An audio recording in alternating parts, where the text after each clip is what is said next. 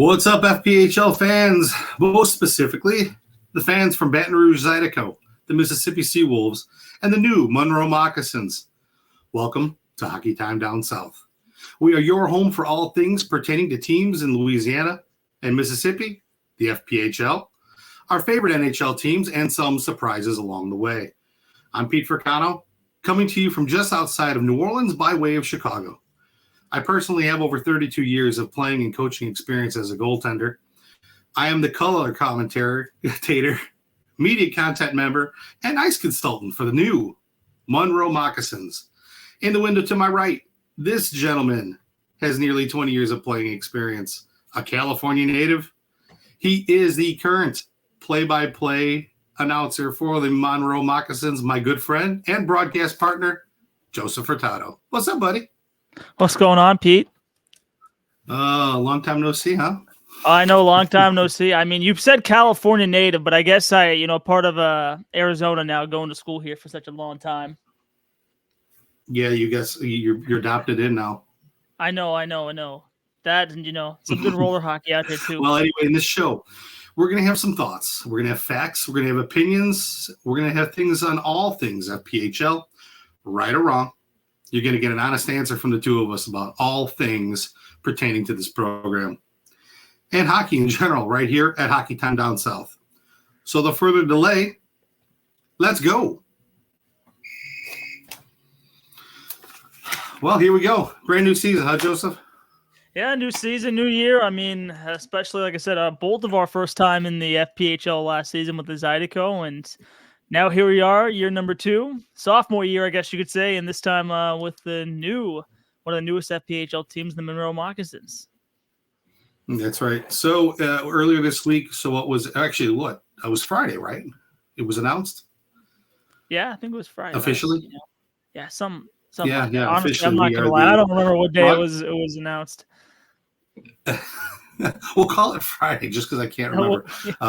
We are officially the new broadcast team for the Monroe Moccasins. Proud to be there. So a little bit, what are we going to be covering with this podcast? We're going to get a little bit of everything too. Everything from the FPHL, and we'll maybe get to some other minor league hockey teams and maybe even the NHL, but, specifically covering, the Mississippi Seawolves, Baton Rouge Zydeco, and obviously the Monroe Moccasins. Yeah, we figured I'm kind of centrally located down here in New Orleans, so I'm slap dab right in the whole. I'm 65 miles from Biloxi. I'm 75 miles from Baton Rouge and roughly 4 hours from Monroe. You're very far away, too, from your hometown there of Chicago. and 975 miles from my hometown. That's true. But Joseph, how did you even get into hockey? Oh, honestly, actually, it was me and my twin brother. 2 girls got us into playing hockey back when we were 8 years old in elementary school back in 2nd grade. And these 2 girls, Annie and Whitney, both played hockey. I played roller hockey out in this outdoor rink that we had over in Sunnyvale in California. And we heard they played roller hockey, and me and my brother went to our parents and wanted to get into playing hockey. And then we started playing roller hockey there in the same league as them. And I actually, Pete, just like you, I started out playing goalie. First game I ever played, I got a shutout. First game. We won, 8-0? I had 1 shot on me that game, made the 1 save, and it was on Annie too. Caught me right here on the arm, held on to it. Got a penalty too that game because I decided to go skate out and to pick the puck up in the corner. I was so bored as a goalie, but then you got in ice hockey, played some travel ice hockey too, and played some competitive roller and played hockey for a long time, almost 20 years, and it's a fun sport. Now we're into broadcasting. Yeah, it is. It's one of the most unique sports possible. It's I remember I kind of started out playing. Well, it's funny though. You said you got the shutout. It really doesn't matter if you had 1 shot or 50 shots. A shutout is a shutout. You didn't allow anything. You're good. Well, I think I followed it up after that game in my following year when I was because it goes mites then squirts. That was the 2nd game I ever played. Following year. Over at Silver Creek in San Jose, and then we went up 10-0, and then we lost 11-10 in overtime. So first game I ever played with a shutout, 2nd game lost 11-10. So got a little bit of both worlds going. You did. You did. You had both ends of the spectrum there. That's good. Yeah, so I started playing a whole lot of street hockey, and it kind of morphed into one of my best friends started. He played ice hockey, and I'm like, man, I really want to start to skate. And it was one of those things where I never skated before, and it took me a minute, and I couldn't. And I think that motivation pushed me to actually go ahead and learn how to skate, and I did. And I was always the goalie when we played, so I was like, well, we might as well flock to the position on ice.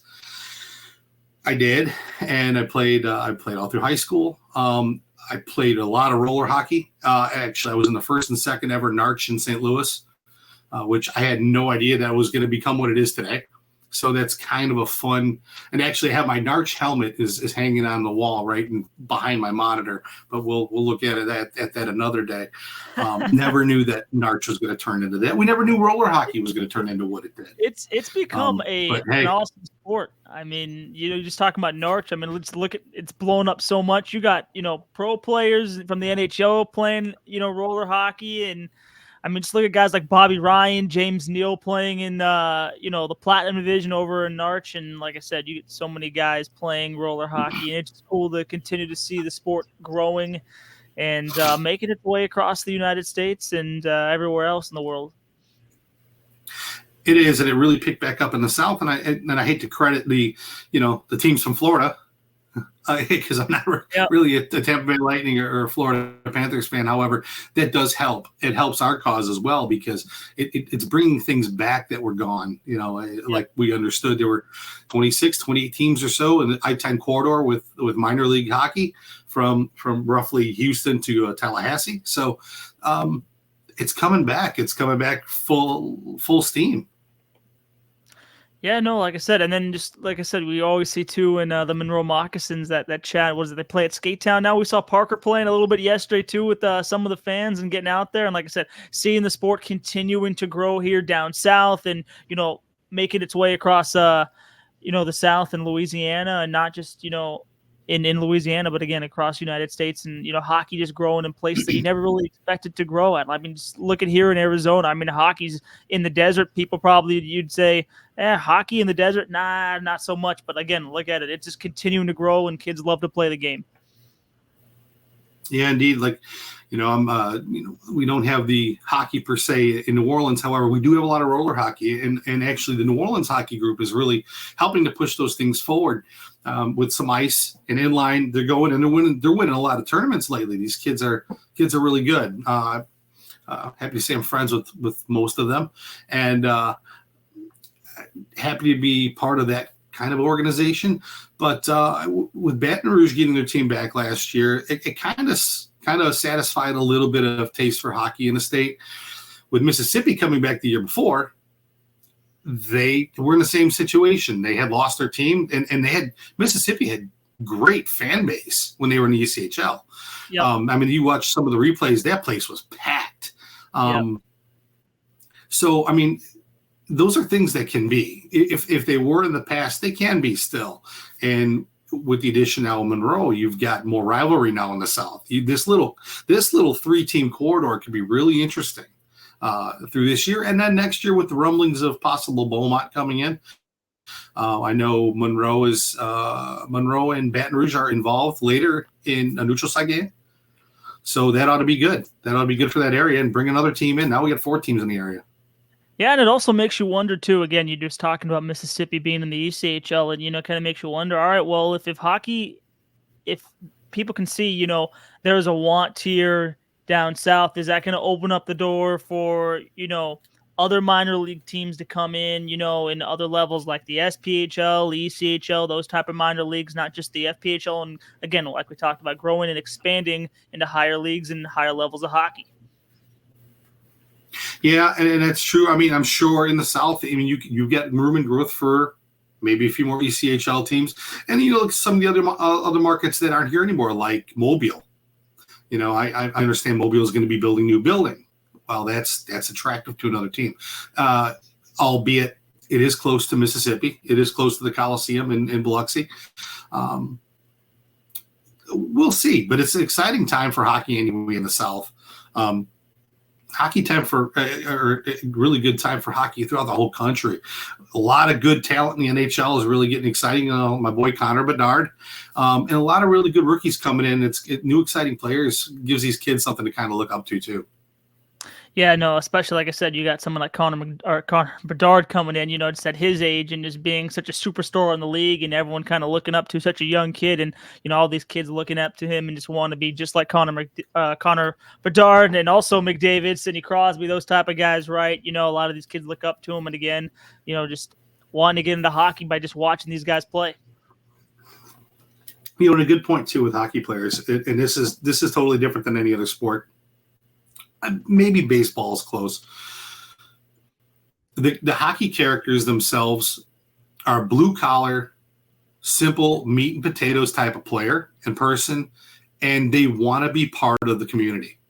Yeah. They want to be with the people. They're not flashy. They're not flamboyant. They're not like your LeBron Jameses of the world and things of that nature. We're a different breed. We're a little more humble. We want to have a good time. We want to have like one of my buddies says all the time, we play in a hockey tournament, Buddy Nick. He says, I don't even like hockey anymore. I just want to drink beer, have friendship, and tell stories. And that's pretty much us in a nutshell, right? Yeah, that is true. And it's kind of funny that you say that, but that totally expands all the way to just adult league as well. Just talking about drinking beers, like just sitting there on the bench and just watching some of the guys, like I said, playing in some of these levels, no matter what level it's at, in adult league, there are guys cracking beers open on the bench, playing, having fun. And, it's kind of funny just again, like how the culture is in hockey and how some of the players are. Yeah, and even with me, I don't know if I want to play much more. I don't know if my body wants me to play much more, but I think I have more mentally to give back, and that's really what I want to do. I enjoy the coaching. I think I want to see that. I definitely want to see that. What's that? I said I definitely want to see you strap the pads up again. I definitely want to see that. Oh, it's going to happen. It will happen. I'm not sure when. Probably, hopefully, game day mornings. We can play around a little bit and have some fun with it. And maybe even do a little video and throw that on there too. Yeah. But I guess that's really what we're trying to do in a nutshell. We're going to have fun with it. I think through the season, you can go ahead and touch on as much Pittsburgh Penguins stuff as you want, and I'll hit the Blackhawks stuff, and little points in between. I'm pretty sure we will. We knew you were going to get the Blackhawks. There was no stopping you from getting the Blackhawks. Every text message I get you. But as we are recording this, we are currently everybody in the Gulf South, especially all of us in Louisiana, are facing up. Right now, it's tropical storm Francine. However, it's projected to be potentially a Category 3, definitely a Category 2 as landfall. So everybody from Lake Charles to Biloxi, really bend down the hatches because something's coming. And just like Louisiana, we do stick together. We do like our friends over in Texas as well, but we all got to stick together in times of disaster. So everybody be safe throughout this, and I'm sure you'll be seeing this in a day or so when it comes back out. So, all right. That being said, let's get on to the nitty-gritty. Let's do it. So since we are covering the three teams of Baton Rouge, the Mississippi Seawolves, and Monroe, why don't we go ahead and start off with the Baton Rouge Zydeco.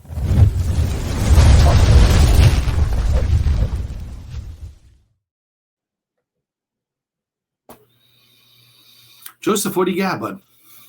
Baton Rouge, we're just going back to last season, Pete. It's one of the things, obviously, us following this team. They finished 15-36, 4-1 in the Continental Division, 5th place of the 6 teams, 51 points. They finished, though, stronger, one of the better pushes they had in their last 10 games, 6-4, and they finished a 3-game winning streak. And I believe that was against the Seawolves in that final, 3-game series they had. That was against Mississippi. And, they had a strong push at the end of the season, but didn't quite make the playoffs. And like we had that board in the office that we were trying to figure out what this team was going to finish, and just going back and looking at that team, so close of making the playoffs, but again, there were just so many losses from games they should have ended up winning and picking up points. Just it was a tough first year for them. A lot of changes in personnel, from coaches, players, and a team that really experienced everything in 1 year should have been a team that experienced those things in 10 years, right? They had like three or four head coaching changes, right? Different president change and everything that happened, and like I said, just a lot of different pieces moving for the team in their inaugural season. So we'll see how they pan out this year. Yeah, there was a lot of back and forth with stuff like that. I mean, as far as the coaching changes and everything, and the schedule was very bizarre, right? They had Baton Rouge had all kinds of games at home. Then the next thing they're gone for like 3 months, and that was another strange thing. And I know, as we were part of the organization, we looked at that with a little bit of a concern because your team leaves and then you don't want the people to forget about them, right? Yep. And for some reason for the better, I tell you what, the fans really grew closer organically because they were traveling to these games. They were going to Carolina, they were going to Columbus, they were going to Mississippi.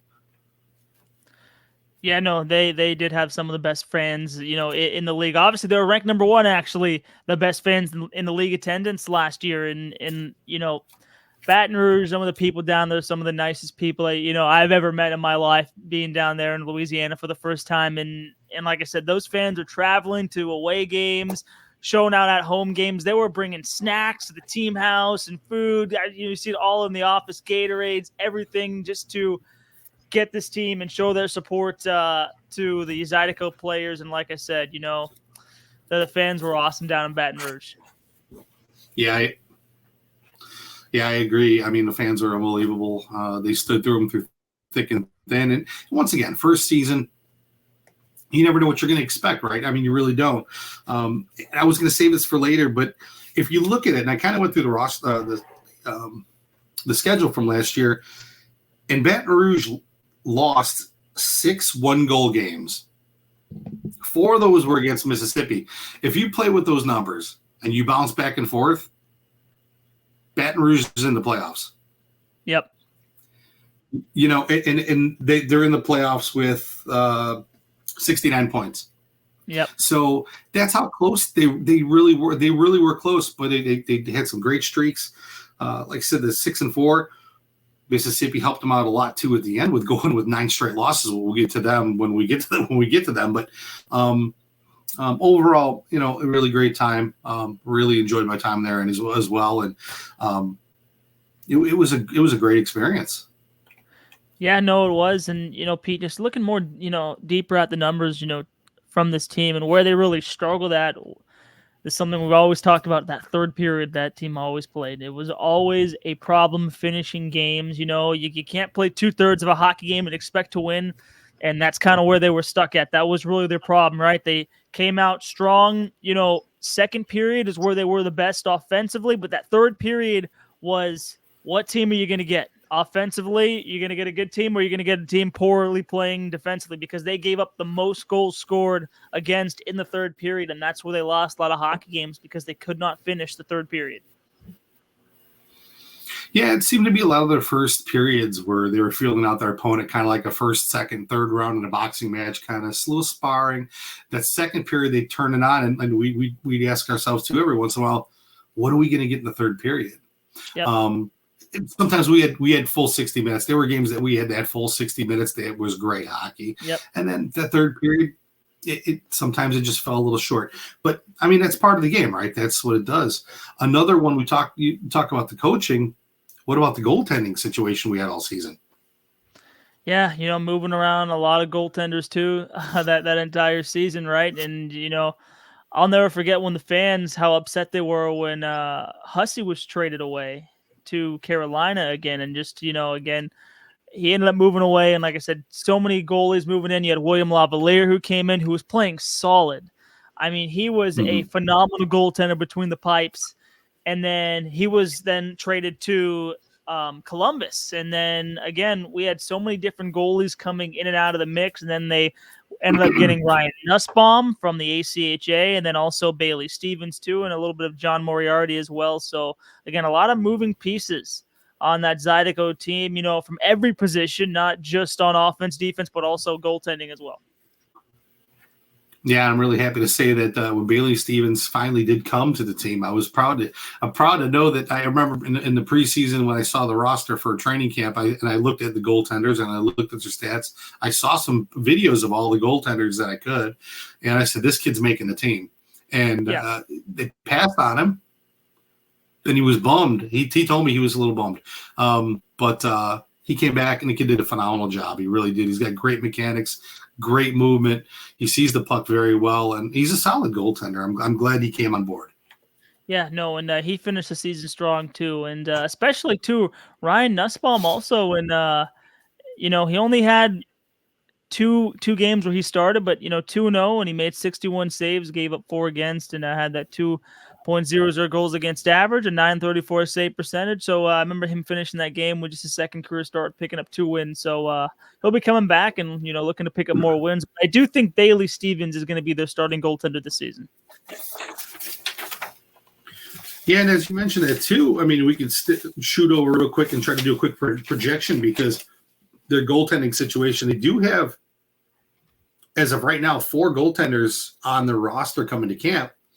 The 2 most likely, in my opinion only completely, is the traded goaltender from Columbus, Brendan Colgan. Oh, I think right. him and Stevens may be the 1 and 2. I think that's what we may be pulling. We might see down in the capital city there.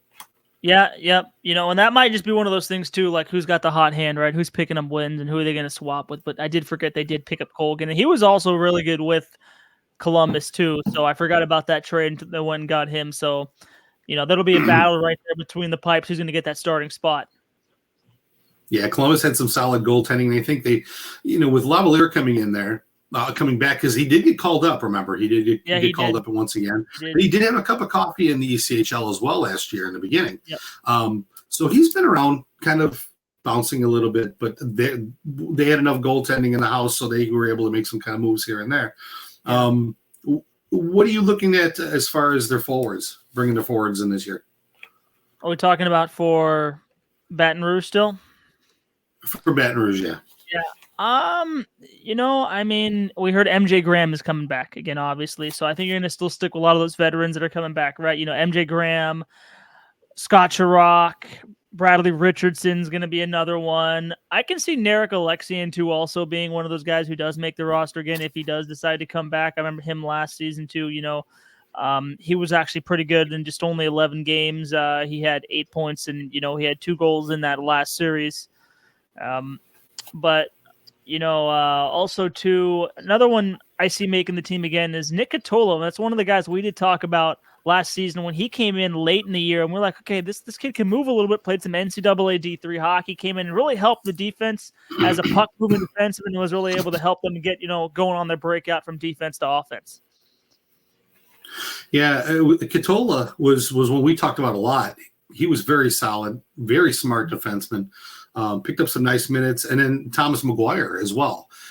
Those 2 really helped that team out toward the end, and to help that 6-4 record, because a lot of those players kind of came in toward the end. Yeah. Oh, we also can't forget too Curtis Hanson. He was one of the better players too on the team last season. And it's kind of funny because Curtis, if you look at him, he also had a stint too, I believe in the ECHL or was it SP sometime last season. But anyways, with him, he played 49 games. Now, he didn't score a whole lot of goals. He only had 8 on the year, but he had a lot of assists, and he was second on the team in assists. So able to move the puck, dish the puck, 29 assists, 37 points. So one of those players, too, I still think it's going to be on that Zydeco roster. Well, Hanson actually got traded this year. You saw that, right? Oh, no, I did not, Pete. He's with the Steelers now, and we'll get to that too, because I've got that noted as well. I missed it. Like I said, it's been since April. We've been taking a break, and now here we are learning back everything that's happening. And so you're telling me what's going on, Pete. I should know this stuff. Yeah, I've been keeping my eye on things. I can't stay away from hockey. It was like I got my taste back, and it's like, man. But no, I've had to do a little bit of a crash course in the last 3 weeks or so to kind of get reacclimated to what is really going on. But they did pick up some boys from Motor City. Motor City had a little dismantling of their team this year. They lost their starting goaltender, and that's definitely not in our group here. However, they got rid of their starting goaltender, and that boy was good. He got called up now with the Kalamazoo K-Wings. So they did some shifting, but Declan Conway is going to be a big contributor. I'm sure he's going to make the team. They've got Dmitry Kuznetsov. They got Jackson Bond from their neighbors over there to Mississippi. So they made some moves in the offseason. We'll see how it goes. And they just traded Noah Hippolyte-Smith over to Blue Ridge, right? Yeah, I did see that. That is one of them I did see. You know what, Pete? So speaking too, real quick, if we just a little bit, Pete, just a little bit. Sometimes, like I said, but we did touch on Baton Rouge. But how about Mississippi though last season? Because they were the team that made the fourth spot of the playoffs over in the Continental Division. But how about their finish? I mean, that was just so surprising. They started the season pretty well, but then if you look how they finished 1-9 in their last 10 games and just limped into the playoffs at 61 points. Yeah, as you touch on that, let's jump into the Mississippi Seawolves.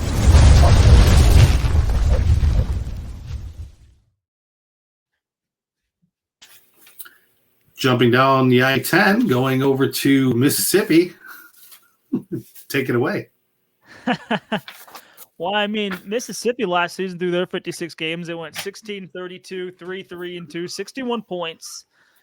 And it just so surprising, again, how well the team started and then how they finished. I mean, they finished with a 1-9 in their last 10 games. Again, making the playoffs, but then they didn't do anything against Columbus in the playoffs. They got swept. And again, just a lot of moving pieces for them. The team kind of fell apart, halfway through the season, and then it was just a roller coaster ride down after that. Another team coaching changes, right? Yep. A few goaltending moves. I mean, I wouldn't say similar to Baton Rouge with the goaltending moves. They've Joe Shepard and Blake Wyrick were in there quite a while. However, Wyrick was hurt for a while. Yep. And he did have some interchangeable parts, right? But yeah, down toward the end, they lost their way. I mean, you can see with a 9-game losing streak, they lost their way completely. Well, and I think, too, it was a team that just struggled to, find the back of the net to score. They just seemed like they were struggling in all areas of the ice. And again, just look at the game they played in Baton Rouge in that final weekend series they had against them. Remember in game 1, they played them in that final week. They went up 3-0 in the first period. They went on to lose that game. What was it, 4-3? 5-4. It was one of those two, but they went on to lose to Baton Rouge, after holding a 3-0 lead. And they went on to losing again. Like I said, it just continued. They just couldn't find the back of the net, couldn't score. They were giving up goals all the time, getting really no help from their goaltenders. And like I said, the team just struggled going into the playoffs. Yeah, they really came up flat, and I think that was time to gain their confidence going into Columbus. They knew what they were up against with Columbus. Yeah, you knew what that record was, and it wasn't like Columbus was pulling guys and let's slow down a little bit. They were full. They were still full bore to the end. Yeah, well, just look at how they were losing games, and we'll start here with the Zydeco in the last 3 games they had. Okay, 7-2 loss to Baton Rouge, 5-2 loss, then a 3-2 loss. But then you go into the playoffs, and it was a 7-2 loss, at home, and then followed up with an 8-0 loss in Columbus. So the team, again, like I said, you talked about goaltending, Blake Wyrick not being available, and again, the team struggled to score, and defensively, too, also struggled as well with the goaltending, too. Yeah, bottom line is those guys were a hot mess toward the end. They really were. But and who they could have looked at for goaltending, though, Pete? They could have looked at you. I wouldn't have looked at me at all. I'd been like, no, I don't think so. No. I mean, coming out of retirement. But something. But you look so then we could look ahead to their roster as well now, because we've already talked about what their record. Mississippi's record. Well, Mississippi they were 16-32, 3 overtime losses or 3 overtime wins, 3 overtime shootout or 2 overtime shootout wins. They finished with 61 points and get into the playoffs. 61 points get you in the playoffs last year. Yeah, 61 points to get him in the playoffs last year. And if you think about it, though, that's only 16 wins, though, the team picked up to make the playoffs. Yeah, the regular season wins, because, your overtime wins and the other – those are just scrappy 1 point. You're kind of scratching and clawing with those overtime points. Yeah. Really, though, you had Port Huron, Carolina, and Columbus. Those are, those 3 teams that we knew were making the playoffs, and then I was like, who's going to get that 4th spot between Wytheville, Baton Rouge, and Mississippi? And obviously, just Mississippi had that strong start at the beginning of the year, winning a few games, and Baton Rouge just losing games where they needed to pick up points and just never able to get over that hump.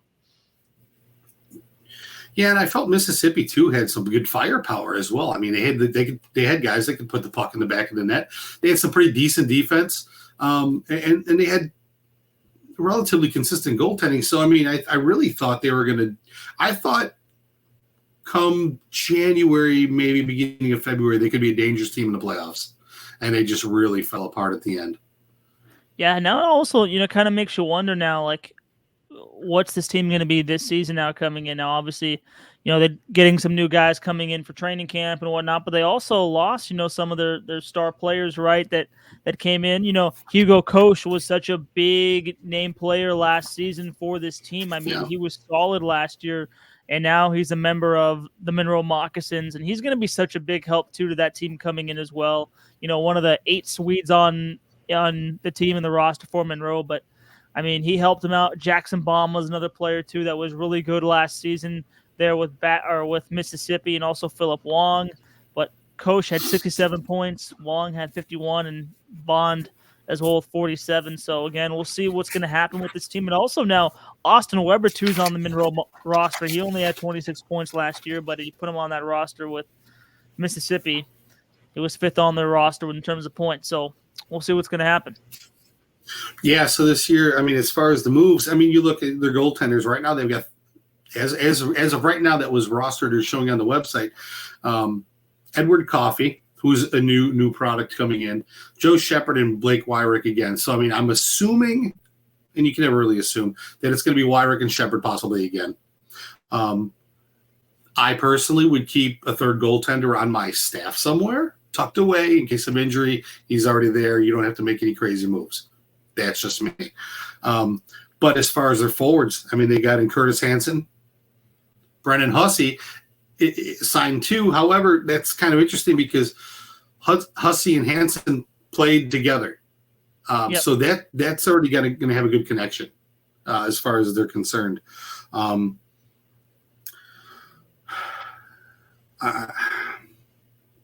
Also, Michael Haskins coming over from Baton Rouge.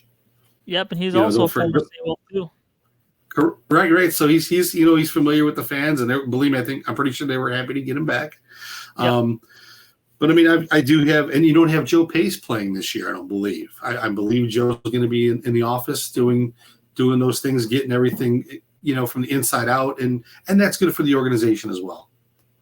Yeah. No, and actually Joe Pace too. Yeah, last year he only had 5 points through 29 games, but he's been with that team for such a long time, right? And going to be in the office and going to be able to kind of help, bring in some players and apply himself to a different area there in the front office. Yeah, and it's not always about the good players. You can have good players, you can have bad players, but you need your role players. Yep. And you might look at a guy that got picked from somewhere, and you're like, oh, man, this guy had 3 assists in 52 games, and he was a minus 15. But, man, maybe he was a great guy in the locker room. Maybe he was that leader on the ice. You could put a letter on a guy like that. You really could. Case in point, kind of guy back in the maybe before your time, don't know. But Adam Burrish with the Blackhawks, he was one of those role players. That it was like he wasn't a great player, but he was a scrappy guy. He could put the puck in the net. He could pass the puck. He was a good guy, and he was a good community guy, and that's what you're going to get with a lot of these players as well. Yeah, well, that is kind of what you get to, like with Joe Pace. Now, I had the chance to meet him a few times down in Baton Rouge, and like I said, really nice guy. Really likes the game of hockey, trying to grow the game there down in Mississippi, and just kind of like seeing the game grow. And he was a fan favorite too in Baton Rouge as well. Yeah, he was. You get, pardon my microphone bouncing around like a jet ball. You get players that you love and you get players you love to hate, but at the same time, even the players that you love to hate are part of the game, which helps to make the game, right? I mean, it's like you need those, even Lucas Helland, right? We really hated that guy. However, I think Lucas Helland is a good catalyst for that team. Mm-hmm. He's a solid player. He's got a job. He does it, and he can score too. And he can play. He can play hockey. He's a hockey player. That's why he's there. The kid can throw some hands. He can throw some hits, but he knows when not to be too much of a pain in the butt to get in the penalty box. Like I was kind of saying toward the end of the year, one of the keys to the game is if you're going to get a penalty, take a buddy. That was that. He's taking somebody with him going to the box. So, but I mean, my guys, look, this is what I'm thinking for Mississippi. Hanson, Hussey, Justin Barr. Barr has to come back. Dalton Anderson, Philip Wong, Lucas Helland, Colby Audette, Chuck Costello, Ryan Fitz. I'd be interested. Defense, we got the same. Dominic Montanak is going to be back on that team. I have him making it as well. And I believe it's Carter Iha. And I may be saying that wrong. If I am, I apologize. But every player that I've written down, I have looked at their hockey stats, their career, and see where they came from. And that's why I'm placing them where they're at. Defense, they also got Don Carter from the Zydeco, which I totally forgot. So they've got some experience on a D this year too. Yeah, like Don Carter able to come in and help him out too. And he's also a roller hockey player himself, plays in Norwich as well, Pete, so some roller hockey two guys coming down to play as well. But they did get him, and we'll see what they're going to do on the back end here. Like I said, bringing in Dominic Montanak, like you have him on your final projections. They had some other guys too. They brought in late in that series too against the Zydeco to come play and see, like Connor Mullins is another one, only played 2 games. But, we'll see how this team continues to shape out because training camp is coming up pretty soon here at the first week of October for all the teams. Mm-hmm. Yeah. Yeah, and that's a funny thing too. That's why we really kind of want to get an episode out now to kind of little preliminary lay some groundwork because it's going to be quiet for a minute, unless there's some real drastic things, right? So the NHL training camps are going to be starting soon as well. Yep. So we may have something to touch on with that. We'll have to see. I don't know. Well, I guess Pete, we'll have 2 teams down, and then we got to get to the last one. Yeah, but real quick, one thing I want to touch too is the crazy schedule like we talked about with last year. How many times did Biloxi and Baton Rouge play each other out of a 56-game schedule? It was like 26 games or something, 21 games. It was a crazy amount of games too, and I think at like the last back end of the final chunk of the season, they played each other. What was it, like 9 out of the 11 times or something like that? It was crazy. It was like, oh man, here we go again. We're playing these guys again, and it's funny because you get, I guess you as a player, I would be tired of playing the same guys over and over and over. Not to mention, it's going to get heated. Things are really going to get heated because everything's going to be carrying over to the next game and the next shift and the next period. It's just going to be a mess. So that's where the referees come in, and they need to make sure everything's controlled, or you're really going to lose control. As we jump back, if you remember a bench clearing brawl we had this season. I was just about to bring that up. Yeah. Coming back for commercial, and then we have a yard sale. So it's like, all right, what's going on here? Yeah.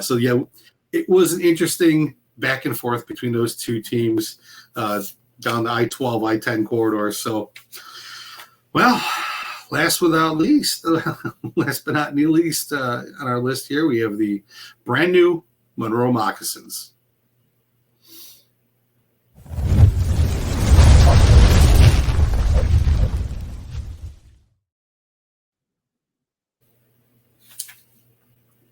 Joseph, what say you about the Moccasins?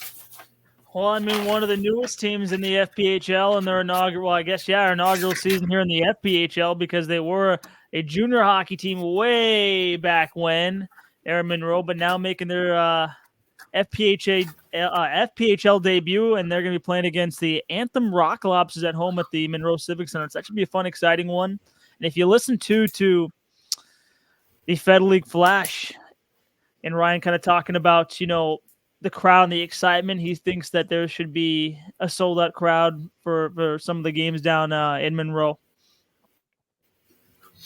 Yeah, Monroe has an interesting building. It's only got the one level all the way around the ring. I think, and I have seen some older Monroe Moccasins. So they were around from like 97 to 2001. I believe they were ECHL, actually. So they were... they had some pretty loud buildings, loud games, but very similar to how the back then Baton Rouge Kingfish were, where you had your attendance that slowly crept down through, toward the end. However, I believe the things that are in place right now are not going to let that happen. There's been many renovations, I hear, to the new building. The roster has been pretty well bolstered, what we'll get to, and the broadcast team seems to be pretty good in place. Well, I guess we'll see. I don't know.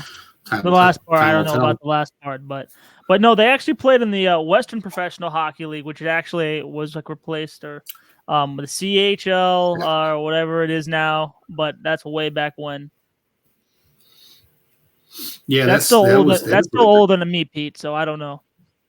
That is older than you, but that's okay. that's only a few years after the first March, So I mean, that's how old it goes back. But their owner is Parker Moskal, or majority owner, president, general manager, all those things. They've gone out and they've got some players. They went out and made a pretty dynamic roster. To come right out of the gate with this year. That's going to be really, really interesting. It looks like they've got everything from grit to scoring to goaltending and coaching.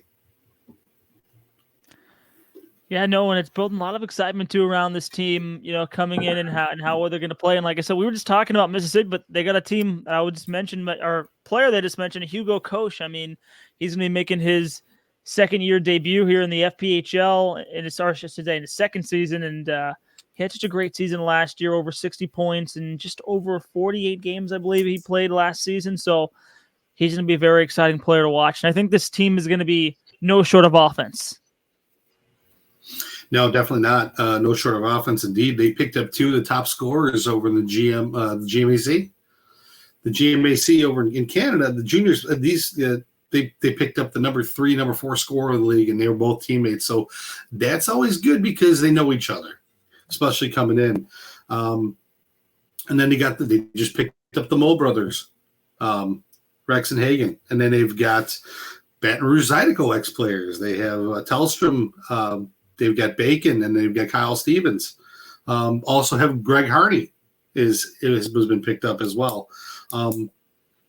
Taylor Cutting and Bryce French, all familiar names to us. They've definitely picked up some players around the league and Sweden, right? They went outside the country. Yep. Like they have like eight or nine Swedish players on this team playing, and like you said, going outside the country to get some players, and it's gonna be like I said, almost it feels like a team of guys all from Sweden. Yeah. I mean, and the goaltending situation is solid too with Sean Kuhn and Marcus Alcom-Rosen. I mean, those are going to be some exciting players. It's going to be a great season. You've got two brand new teams in the league with Athens and Baton Rouge on two ends of the spectrum over there. One on the far East Coast, and then another one in the state of Louisiana. So, which brings the league up to 16, which is great. They went last year. They went up to 14. Now they're up to 16. So they're definitely building. Yeah, no, and it shows the growth. Yeah, I was going to say, great to see the league starting to grow and starting to push out slowly more out west, right? Like I said, maybe get that team in Beaumont, Texas, and again, maybe we'll see them start to build, teams in other places, like I said, and expand the FPHL. But it's good to see the league growing and continuing to progress and putting teams in other cities. Yeah, even like we touched on earlier with the neutral site games. So there's 2 different neutral sites. Topeka is going to be a neutral site this year, which is an interesting target. Also, Beaumont, right around Christmas time, and that's going to be with Baton Rouge and Monroe. So that'll be entertaining, and the interstate rivalry, I think, with Baton Rouge and Monroe is going to be fun too. Wouldn't doubt it if they came up with their own little series, a little battle of the boot type deal. But you've got those 3 teams right there that we're going to be mostly covering. It's going to be a fun 3-way little triangle to see what kind of rivalries pull out organic and just by proxy, right? Yeah, well, look what we saw last year in Mississippi between the Zydeco and the Seawolves and the fans. I mean, they didn't like each other, and we saw all sorts of it between each other. At the home games in Baton Rouge or even on the road to Mississippi. And like I said, the fans, the players, I mean, that rivalry built up within each other, just being so close in proximity. Now you're going to have Monroe coming into the equation, so now we're going to see, how is that all going to, work itself out? Maybe a battle of Louisiana when the Zydeco play Monroe, right? So it's going to be fun and bring out some exciting hockey. Yeah, I agree. And so, we want to touch too on the teams, their opening series for this year, and looking forward. Baton Rouge is going to open up October 17th and the 18th against Mississippi at home, and then quickly, have a little Saturday off, and Sunday they're going to be playing Monroe. So you're playing both of your little interstate rivals in the same weekend. So that's going to be an exciting weekend for them to kind of get that off board. Mississippi is going to be playing at Carolina on the 11th of October, and then the 12th in Blue Ridge, and then they're off for the next weekend. Monroe plays the 11th to 12th at home against Athens. It should be some interesting hockey because we don't know where everybody's going to sit. We don't know what these rosters are really going to look like. It's a crapshoot for us until then, and we can't make any predictions. If I'll ask you this, if you were to take the teams in the Continental Division, which Continental Division is, who do we now end up having the Continental? Who do we have in the Continental Division right now going in this season? So in the Continental, it's Athens, Wytheville, Monroe, Columbus, Biloxi, or Mississippi, and then you have Carolina and then Baton Rouge. Yeah, so looking at rosters, and I have looked at everybody's roster. I don't know if you have. I don't know how much you've touched on it, but do you have a possible we're going to call it the way too early prediction of what the potential Final Four would be from the Continental? From the Continental, I mean, in no particular order. Yeah. Like I said, no particular order. Give me the River Dragons, obviously. Give me Carolina. Those are the 2 I'm going to take. I'm going to go with Monroe and then Athens. Those are the 4 I would pick. I have the same 4. However, it's going to be interesting because I'd like to see how the continuity is with Mississippi with their new guys. See if maybe Hansen and Hussey can create a little magic. And also to see what the newer players in Baton Rouge can do from Mississippi and the Motor City Rockers. We'll see what kind of combination they can do, see what their goaltending looks like. See how coaching, now that Everett is there, they starting fresh. He's been with them last year. They've got an idea what's going on. They've got to see what the continuity looks like. those predictions could always change. Once again, it's the way too early prediction machine. Yep. No, totally agree with what you just said there, Pete. Yeah, I mean, the goal is whoever comes out of this conference knows they're going to be playing most possibly against Binghamton. Yeah. I mean, it's really the teams you want to beat are Binghamton and Carolina and Columbus. Those are the teams you want to beat. You know, Danbury, I think, fell from grace a little bit last year. They slipped way down the standings. Motor City's been a little dismantled, but we don't know what Danville's going to look like. We don't really know what Port Huron's going to look like, and they were tough. You know, I didn't expect Port Huron to be that great last year, and they were pretty tough. Yeah, and if you're looking over in the Empire Division, like I said, you know, give me Binghamton, Motor City. This time, though, I would take Port Huron in there in Danbury. Those would be my 4 for that division. Yeah, and I'm looking forward too. It could be interesting next year because now we'll have 16 teams. So in theory, and I hope the league can hear this one. You break it down into 4 divisions because perfectly you've got your South with the addition to Beaumont. You're pending the addition to Beaumont. You'd have your North with your Port Huron, Motor City, Danville, and Topeka. Yep. You got your Colorado and Connecticut contingency up there for your other 4, and then your Columbus and Athens and Blue Ridge and Carolina. So those would make sense to me. No, I'm totally with you 100%. Like I said, you know, breaking it down to 4 divisions instead of just having 2 divisions, the Continental and Empire, I think it makes more sense too, like I said, and just the alignment of all the teams where they're at, especially, like I said, you get a true South Division too with Monroe, Mississippi, Baton Rouge, right? And then, you know, Biloxi you can throw in there too. It makes the drive too and those travels for the teams to go on those bus rides a lot easier. Yeah. Yes, indeed. I mean, if you were in like we spoke last year, if you were in Baton Rouge, you surely didn't want to be going to Watertown, which was like 691 miles.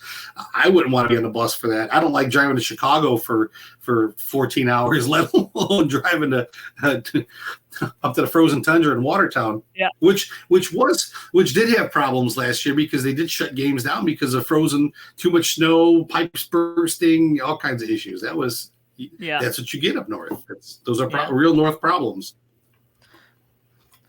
But I guess it's going to wrap up our final predictions there. Yeah. Anything else you want to pitch out there for, giggles and schnorts? Nope, Pete. I think we covered pretty much everything, but aside from everyone just staying safe with that hurricane coming through in Louisiana. Yeah. So we'll see what's happening. I guess we'll keep in contact with Facebook with everybody, and I like to go live too on Facebook, and I will during the storm. So it's my family and friends up north really get a kick out of that, or they're making fun of me. I don't know which one. It doesn't really matter. It is what it is. But I guess that's it for all y'all. Thank you all for listening and watching the episode. Before we go, I would like to thank some of our sponsors. We got Biscuit Balm, the athlete's choice for post-game muscle and joint relief, all natural topical with organic ingredients. Big Easy Blasting, the leader of service prep and restoration in Southeast Louisiana. And Coast Roast Coffee, roasting and brewing coffee in the Gulf South since 2006. This has been Hockey Time Down South with Pete and Joseph. You can find us on all your favorite social media locations, including Facebook, Instagram, X, and YouTube. You can also listen to the audio version of this on Spotify. Video versions of this episode can be on Facebook and YouTube. And until next time, take care, everybody.